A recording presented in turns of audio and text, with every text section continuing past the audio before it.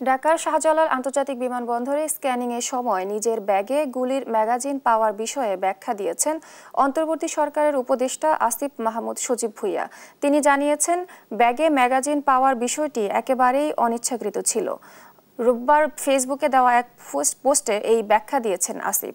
তিনি লিখেছেন, মরক্কোর মারাকেশে অনুষ্ঠিতব্য ওআইসি ইউথ ক্যাপিটাল ইন্টারন্যাশনাল প্রোগ্রামে যোগ দিতে ভোরে ফ্লাইট ছিল। প্যাকিং করার সময় অস্ত্রসহ একটি ম্যাগাজিন বাসায় রেখে এলেও ভুলে আরেকটি ম্যাগাজিন ব্যাগে থেকে যায়। পরে স্ক্যানে ধরা পড়লে সেটি প্রোটোকল অফিসারের কাছে দিয়ে আসি। বিষয়টি একদমই অনিচ্ছাকৃত ছিল। আসিফ মাহমুদ আরও লিখেছেন, নিরাপত্তার স্বার্থে আমার লাইসেন্স করা বৈধ অস্ত্র আছে।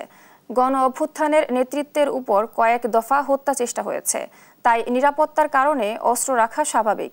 সরকারি প্রোটোকল বা নিরাপত্তা না থাকলে নিজের এবং পরিবারের সুরক্ষার জন্য লাইসেন্সড অস্ত্র রাখা হয়।